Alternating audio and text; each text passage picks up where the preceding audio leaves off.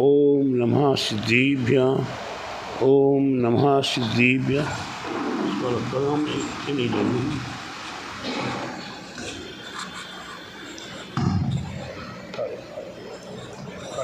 ओम नमः सिद्धिभ्य। ओम नमः सिद्धिभ्य। ओम नमः सिद्धिभ्य। मंगलम भगवान वीरो मंगलम गौतमो गणी मंगलम कुंद्रि कुंद्यार्यो जीनिधरिमोस्तु मंगलम सर्वमंगल मांगल्यम सर्वकल्याणकारिकम प्रधानम सर्वधर्माणां जैनं जयतु शासिनं जैनं जयतु शासिनं जैनं जयतु शासिनं। बोला अहिंसमीजिन धर्म की, बोले विश्व धर्म की, श्री मानव धर्म की, बोले श्री महावीर भगवान की, बोले द्वादशांगी जीन वाणी माता की। ढाई दीप में 3 कम 9 करोड़े महामुनि ऋषि राजों की। बोले आचार्य गुरु 108 परम तपस्वी उपचरी परम ऋषि संत शिरोमणि 5 वर्ष की जल की त्यागी स्वतंत्र सेनानी ज्ञान वृद्धि तपो वृद्धि वयो वृद्धि वात्सल्य मूर्ति आचार्य श्री स्वामी नेमी सगर जी महाराज की जय।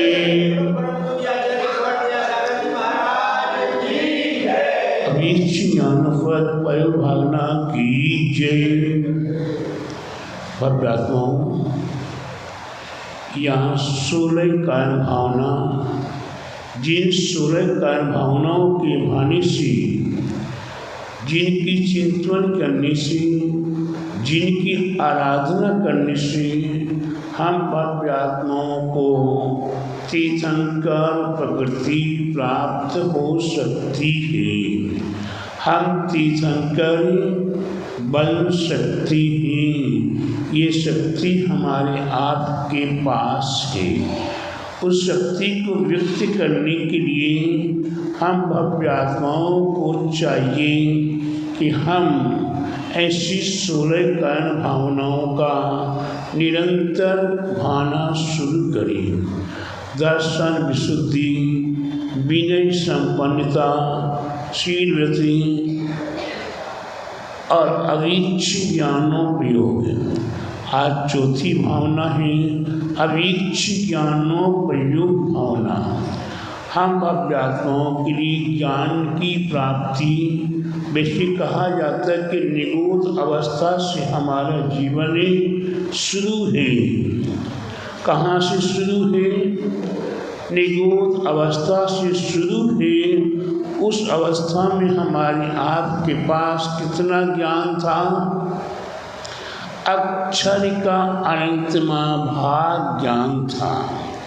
एक अक्षर का भी पूरा ज्ञान निगूढ़ जीवों को प्राप्त नहीं होता है। और धर्म से धर्मात्मा बहन जी बातें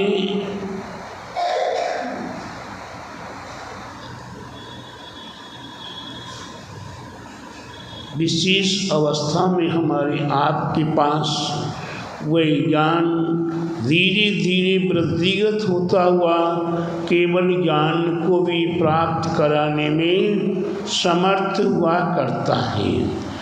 तो हमारा ज्ञान अक्षर का अनंतमा भाग ज्ञान निगूढ़ अवस्था में। अब निगूढ़ अवस्था से हम कैसे त्रस पर्याय आदि को, 2 इंद्रिय आदि को कैसे प्राप्त करते हैं? तो प्यारे बंधु, बड़े भाग्य की बात है, बड़े सौभाग्य की बात है। 6 महीने 8 समय में 608 जीव नियम से केवल ज्ञान को प्राप्त करते हुए निर्वाण को प्राप्त होते हैं। और 608 जीव 6 महीने 8 समय के अंतराल में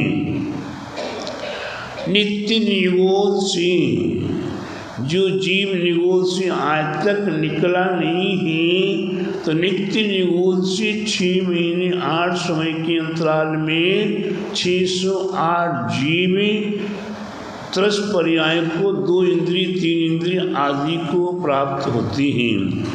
ऐसी वो निगोदिया जीव, नित्य निगोदिया जीव कैसे निकलते, उनको क्या कारण बनता है। प्यारे बंधु, बहुत रहस्य की बात है। क्या है? बहुत रहस्य की बात है कि वह कैसी निगूढ़ अवस्था से निकलते हैं जिनके पास कुछ भी नहीं, ज्ञान भी नहीं, कुछ देर अक्षर का भी ज्ञान नहीं है, एक अक्षर का अनंतमा भाग ज्ञान है। वो कैसी निकलेंगे? बड़ी विशिष्ट बात है। उन जीवों के लिए जब विशिष्ट तपस्वी साधक महापुरुषों का सानिध्य मिल जाता है, उन्हें साधुओं का स्पर्श करने का अवसर मिल जाता है, उस समय पर उनका ज्ञान वृद्धिगत होता है और मरण समय उनका है एक श्वास में 8-10 बार जन्मो मरो भयो दुख बार। एक श्वास में 18 बार जन्म हो रहा है और एक श्वास में ही 18 बार मरण हो रहा है। ऐसी अवस्था में साधु का, विशिष्ट साधु का समागम एवं उन साधुओं का स्पर्श करने का अवसर मिले, एवं हमारे आचार्य ने बहुत रहस्य की बात बताई है। आप जानो समझो या ना जानो समझो, वे रहस्य की बात ये है कि 6 महीने 8 समय में 608 जीव नियम से मोक्ष जाते हैं और उनकी आयु कर्म शेष हो रहा है। शेष 3 कर्म उनके अभी आयु कर्म से अधिक हैं। उन सब कर्मों को बराबर करने के लिए वे समुद्घात करते हैं, जिसे कहते हैं केवली समुद्घात। क्या कहते हैं? केवली समुद्घात कहते हैं। वह केवली समुद्घात क्या है? दंड, कपाट और प्रतर के रूप में हुआ करता, माने वह दंड के समान तीनों लोकों में 14 राज्यों में व्याप्त हो जाता है। और उसके बाद कपाट माने वही जिसका दरवाजे का पल्ला खोला जाता है उसे कपाट कहते हैं। वह दंड के रूप में हुआ, फिर कपाट के रूप में तीनों लोकों में व्याप्त हो जाता है। फिर माने फिर वापिस अपने आप में समा जाता है और वह जीव उसके बाद आयु कर्म के बराबर हो जाते हैं और आयु कर्म समाप्त होते ही वह निर्वाण को प्राप्त हो जाते हैं। ऐसी अवस्था में उस समय पर वह जीव है, उनके शरीर से भी स्पर्श हो जाए तो प्यारे बंधु, उन जीवों को भाग्य का उदय आ गया और वे त्रस पर्याय आदि को प्राप्त होती ही। और त्रस पर्याय को जिन्होंने प्राप्त कर लिया तो वो निगोद से बाहर निकल आए और धीरे धीरे 2 इंद्री 3 इंद्री 4 इंद्री पंचेंद्री और पंचेंद्री में मनुष्य होकर कभी कभी कहीं कहीं लिखा मिलता है, धवल की कहीं कहीं क्या, धवल की 13वीं पुस्तक में उल्लेखनीय है कि नित्य निगूढ़ से निकला हुआ जीव डायरेक्ट मनुष्य पर्याय को प्राप्त होता है। और वे 8 वर्ष अंतर मुहूर्त की उपरांत सम्यक्त को प्राप्त करता हुआ डायरेक्ट सप्तम गुण स्थान को प्राप्त करता है। और सप्तम गुण स्थान को प्राप्त करे एक अंतर मुहूर्त माने 48 मिनट वही छठे छठे गुण स्थान के झूले में झूलता है और वही जीव अंतर मुहूर्त के उपरांत मिथ्यात गुण स्थान में पहुंच जाता है। और पूर्व कोटि की उसकी आयु है, वह पूर्व कोटि की आयु में पूरी आयु मिथ्यात गुण स्थान के साथ व्यतीत हो रहा है। और यहाँ वे द्रव्य लिंगी नहीं भावलिंगी न करे, वे द्रव्य लिंग के साथ मुनि अवस्था में पूर्व कोटि तक व्यतीत किया। और जब आयु कर्म में समाप्त होने लगेगा तो 48 मिनट पहले पुनः वही 7वें छठे गुण स्थान में पहुंचकर श्रेणी आरूढ़ करेगा। 8वें 9वें 10वें गुण स्थान को प्राप्त करता हुआ क्या करता हुआ आगे की सारे गुण स्थान प्राप्त करता हुआ और केवल ज्ञान की प्राप्ति करे। उसी अंतर मुहूर्त में निर्वाण को प्राप्त कर लेता है। केवल मात्र उसने सम्यक्त को कितने समय के लिए प्राप्त किया, सम्यक्त को कितने समय के लिए प्राप्त किया, 2 अंतर मुहूर्त, एक दीक्षा ली जब और एक अंतर मुहूर्त जब केवल ज्ञान की प्राप्ति अंतिम समय आयु का समाप्त हो रहा तब शेष समय मिथ्यात्व में व्यतीत हुआ है। द्रव्य लिंग है वह 67वें गुण स्थान में नहीं, सम्यक्त के साथ में नहीं। प्यारे बंधुओं, पूरी कोटि की आयु में केवल मात्र 2 मुहूर्त हैं। उसने सम्यक्त को प्राप्त किया और निर्वाण को प्राप्त कर लिया। ऐसा भी उल्लेख धवल की 13वीं पुस्तक में प्राप्त है। तो प्यारे बंधुओं, लेकिन ये सब कैसे हुआ? तो तीर्थंकर प्रभु का या केवली सुत केवली का या रिद्धिधारी महामुनिराजों का सुसमागम प्राप्त होना, उनके शरीर का स्पर्श होना। अब ये हॉल है, इस हॉल के अंदर असंख्यात निगोदिया जीव भरे पड़े हैं। इस शरीर के अंदर भी असंख्यात निगोदिया जीव हैं। उन जीवों का भी जब तक साधु तप कर रहे हैं, साधना कर रहे हैं, उस समय पर उन जीवों का स्पर्श होना और उनका भाग्य उदय होता है। आप कहेंगे जी शरीर में तो असंख्यात जीव हमेशा हैं, लेकिन उन जीवों की परिणति कब किस प्रकार की कैसी होती है? ये 6 महीने 8 समय में 608 भव्य आत्माओं को ही मौका प्राप्त हुआ करता है।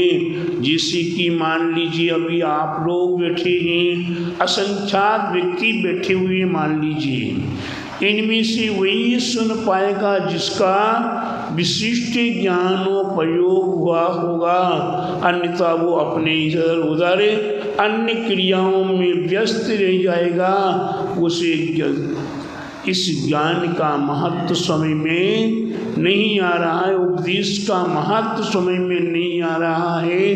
जिसने विशिष्ट रूप से उपदेश को ग्रहण कर लिया वह व्यक्ति घोर मिथ्यात्वी था, मिथ्या दर्शन के साथ चला आ रहा था। तो गुरु उपदेश सुनने से भी उसे सम्यक्त की प्राप्ति हो सकती है। और किसी किसी भव्य आत्माओं को सम्यक्त की प्राप्ति है और गुरु उपदेश सुनने की रुचि नहीं रही तो उसका मिथ्या सम्यक्त होता हुआ भी वह मिथ्यात्व में परिवर्तित हो सकता है। तो प्यारे बंधु, ये अवीक्ष ज्ञानोपयोगी हमारे आपके जीवन में ज्ञान कितना महत्वपूर्ण है। यहाँ तहाँ तार देखो पार के उस विस्तार देखो, यही जिन वाणी है। ये जिन वाणी कैसी है? जहाँ हो जहाँ तहाँ हो, रण में हो वन में हो, पहाड़ों में है कंदराओं में हो, कई आपदा विपदाओं में हो, घोर घोर संकटों में हो, ऐसे स्थान पर अगर हमें ज्ञान है तो वहाँ भी ये ज्ञान हमारे लिए पार उतारने में कारण बन सकता है। और कहीं ज्ञान नहीं है तो वह अभिमन्यु की बात है, वह अभिमन्यु की बात है। माँ के हाथ में चोट लगी है, माँ के उंगली में चोट लग गई है, बेचैन है, परेशान है। पतिदेव पत्नी के दुख को भुलाने के लिए, पत्नी के संकट को भुलाने के लिए क्या कर रहे हैं? एक कहानी सुनाना शुरू कर दिया। वह कहानी चक्रव्यूह को भेदने की कहानी थी। चक्रव्यूह कैसे भेदा जाता है, कैसे निकला जाता है, सुना रही थी। माँ बड़े ध्यान से सुन रही थी और सुनते सुनते आराम मिला। आराम मिलते ही निद्रा रानी की गोद में सुप्त हो गई। जितनी कहानी अभिमन्यु ने सुनी थी, जितनी माँ ने सुनी थी उतनी पुत्र ने सुन लिया। कहाँ पर? पेट के अंदर सुन लिया। और जब वह कारण पड़ा जन्म होने के बाद कि चक्रव्यूह को भेजना है तो वह तैयार हुए और चक्रव्यूह को भेज दिया। केवल निकलना नहीं मालूम सुना था कैसे निकला जाता है।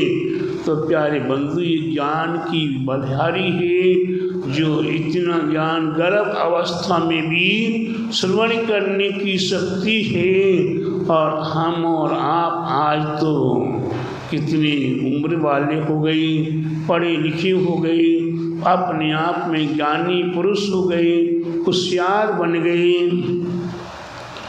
और इस ज्ञान को हम कितना महत्व दे रहे हैं। यह ज्ञान हमारे आप के लिए इस भव पर भव में भी कार्यकारी हुआ करता है।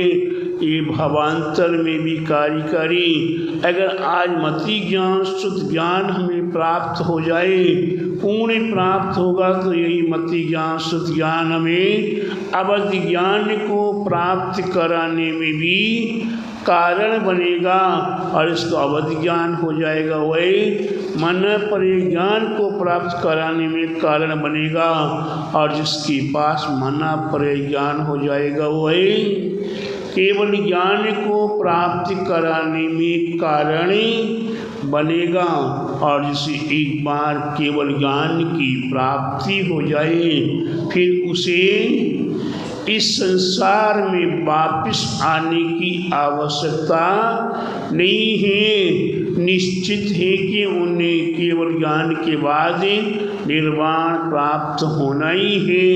इसी अपेक्षा से अरहंति परमेष्टि को भी भगवान कहा जाता है। अगर आपसे पूछा जाता है कि पंच परमेष्टि में भगवान कौन है और गुरु कौन है, तो आप क्या उत्तर देते हैं? अरहंत और सिद्धि भगवान है, आचार्य उपाध्याय और साधु गुरु है। तो प्यारे बंधु, हमारे आपके लिए कौन बताता, कौन जनाता है? ये सब ज्ञान बिगैर ज्ञान के हमें मालूम नहीं चलेगा, और ज्ञान के माध्यम से हम हिताहित को जान सकते हैं, अच्छा क्या है और बुरा क्या है। जिसे विशिष्ट ज्ञान हो जाए उसके लिए कहा है, बुरा जो देखने को चला बुरा न देखा कोई, और ज्यों दिल खोजा आपना तो मुझसे बुरा न कोई। आज आप अपने आप को कोई बुरा कहने को तैयार नहीं है, बुरा मानने को कोई तैयार नहीं है। अगर मैं कहूँगा तुम बहुत बुरी हो, तुम बहुत बुरी हो, तुम बहुत बुरे हो, कोई सुनने को तैयार नहीं होगा।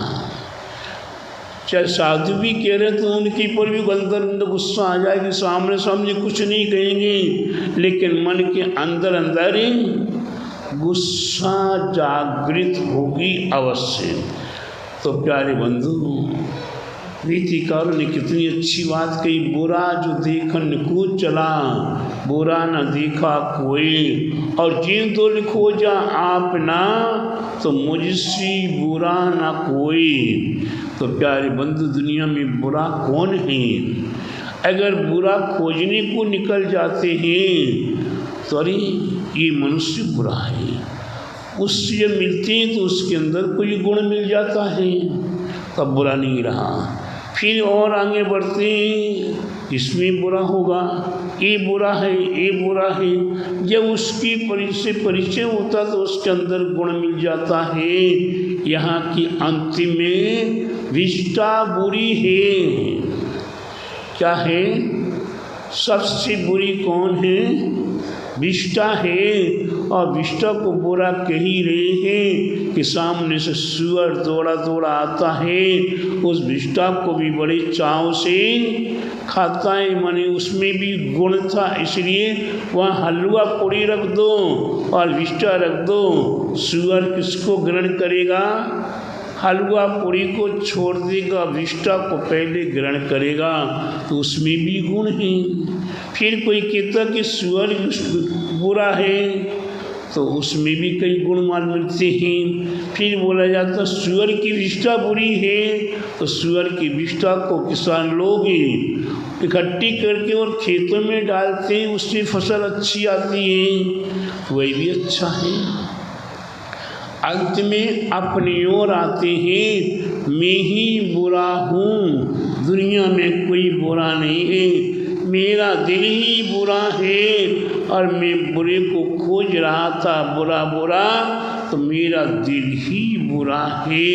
तो प्यारे बंधु, जिन्होंने अपने आप को बुरा मान लिया वही सबसे बड़ा विशिष्ट ज्ञानी हो गया। और जो दूसरों में गुण खोजता है वो बड़ा है, वही ज्ञानी है। और जो अपने आप में ज्ञानी मान लेता है, अपने आप को गुणवान मान लेता है, वही सबसे बड़ा अपने आप को धोखा दे रहा है। इसलिए प्यारे बंधुओं, आज अवीक्ष ज्ञानोपयोग, हमें ज्ञान को प्राप्त करने के लिए द्वादशांग जिनवाणी पर श्रद्धा करनी पड़ेगी। द्वादशांग जिनवाणी के बाद 4 अनुयोगों पर हमें श्रद्धा करनी पड़ेगी।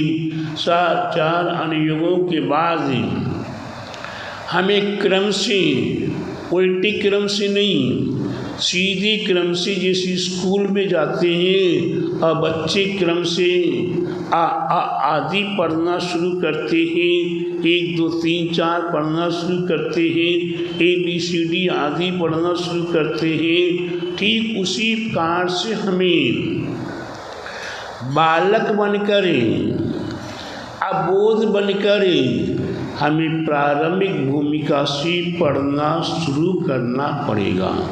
अगर हमने डायरेक्ट मूलाचार पढ़ना शुरू किया, डायरेक्ट हमने समयसार पढ़ना शुरू किया, तो प्यारे बंधु फिर आप नीचे के ज्ञान को प्राप्त करने के लिए तैयार नहीं हो पाओगे।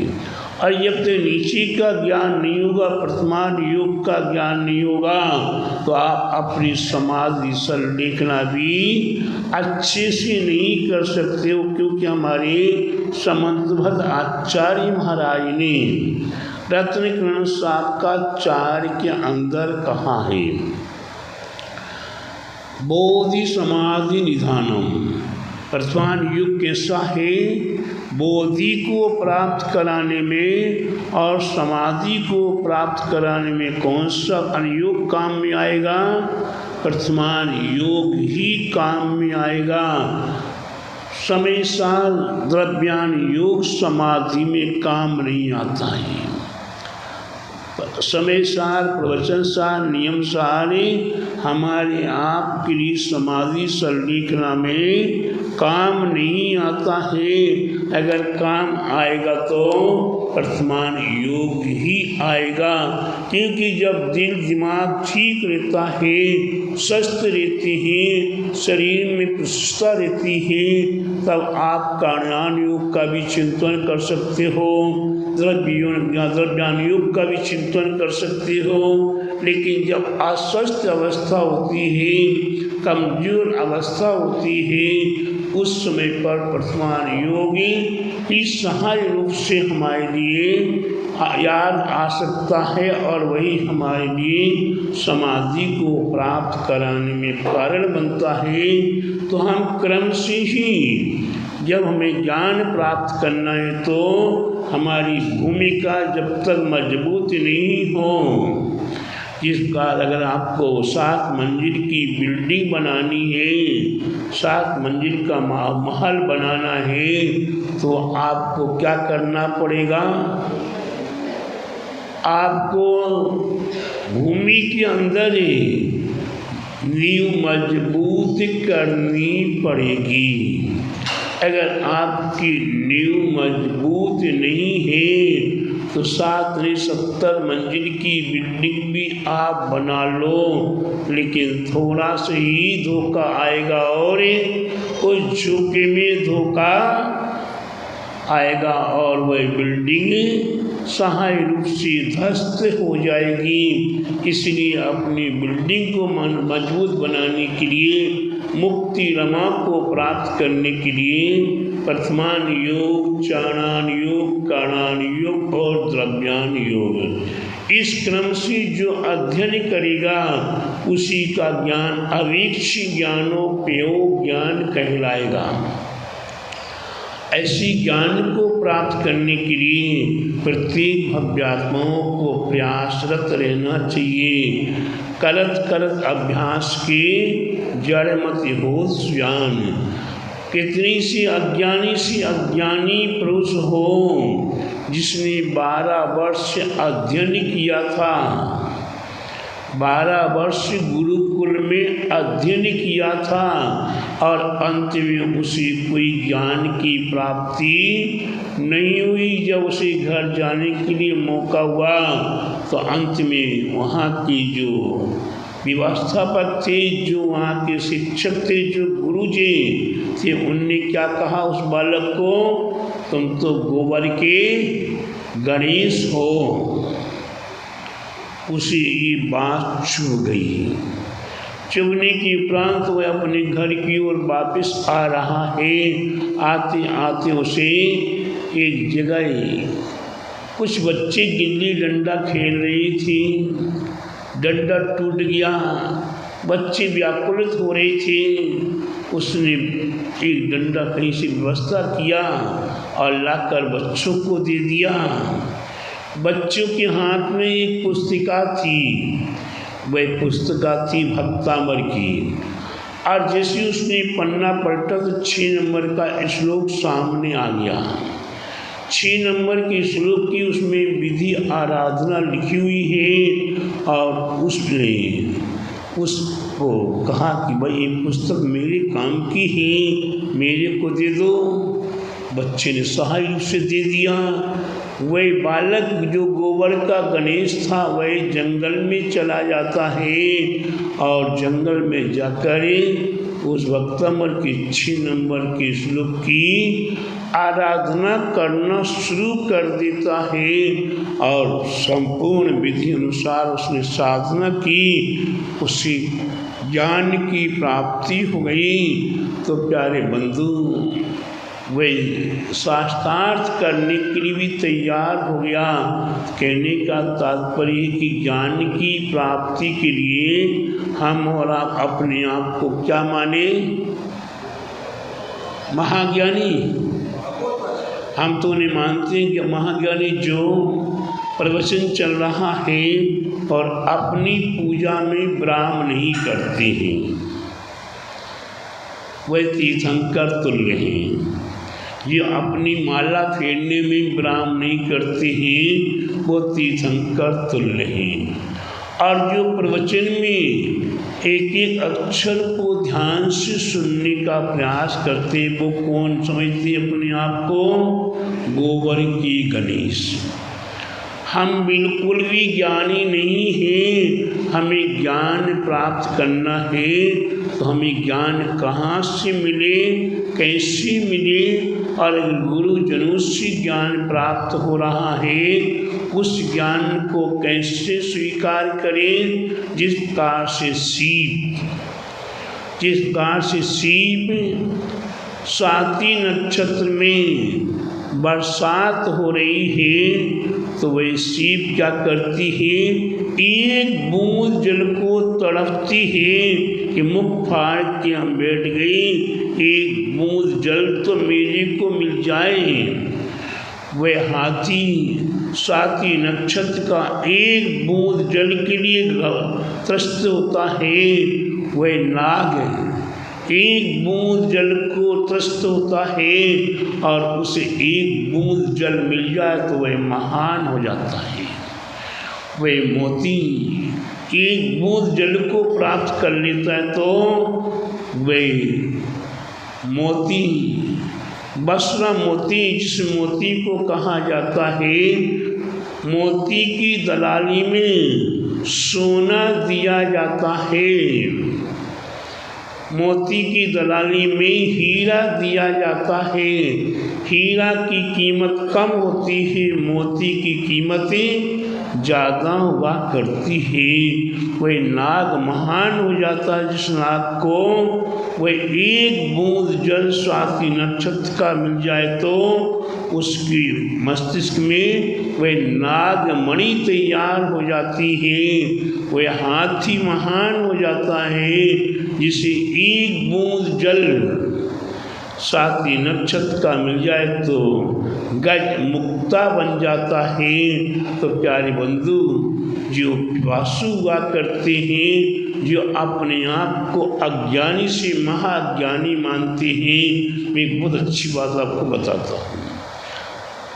मैं हमेशा कोई ना कोई अनुष्ठान मेरे सामने होते हैं, विद्वानों को बुलाया जाता है, पंडितों को बुलाया जाता है, पंडित जी का प्रवचन हुआ करता है, मैं उनके प्रवचन को सुनने के लिए भी बैठा रहता हूँ। और पंडितों को देखा है जब साधु संतों के प्रवचन होना शुरू होते हैं तो वो पंडितों को प्यास लगाती है, भूख लगाती है, चाय की इच्छा जागृत हो जाती है या थकावट महसूस होती है तो उठ के बाहर चले जाते हैं। उनसे कभी पूछे कोई कि पंडित साहब महाराज जी का प्रवचन हो रहा था, अरे भाई मैं स्वयं प्रवचन करना जानता हूँ, मेरे क्या सुनना है। तो उनके लिए अपने आप में महाज्ञान समझ लेते हैं, वही पता नहीं समझते कि हमारे आपके लिए भी ज्ञान की आवश्यकता है। हमें गुरुजनों का ज्ञान एक शब्द भी सुनने को मिल जाएगा तो जीवन पवित्र हो जाएगा। इसलिए प्रत्येक भव्यात्माओं को चाहिए कि अपने ज्ञान की वृद्धि के लिए निरंतर प्रयत्नरत रहें और अपने ज्ञान की वृद्धि करें, अपने जीवन को महान बनाएं। इसलिए प्रत्येक भव्यात्मा आज अवेक्षी ज्ञानोपयोग माने ज्ञान की प्राप्ति कब तक करते रहें? वृत्तिकाल पर्यंते, जब तक पूर्ण वृत्ति न हो जाए और जब तक संपूर्ण दांत घिस ना जाए और सिर के बालों में चोटी में गांठ लगा लो, जब तक वो गांठ ना खुल जाए तब तक ज्ञान का अभ्यास निरंतर करते रहना चाहिए। चाहे एक चरण ही रोज पढ़ें, चाहे एक चरण ही रोज पढ़ें, लेकिन पढ़ते रहना चाहिए। तभी आपको ज्ञान की वृद्धि और ज्ञान में अवीक्षी ज्ञानोपयोग प्राप्त हो। ऐसी भावना मेरी आपकी प्रति है। बोले अवीक्षी ज्ञानोपयोग भावना की जय।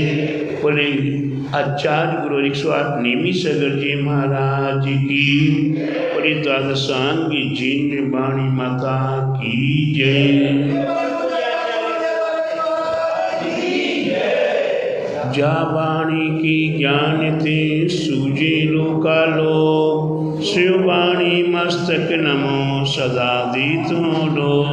हे जिन वाणी भारती तोय जपो दिन रे, जो तेरी शरणा गई सो पावे सुख चैन।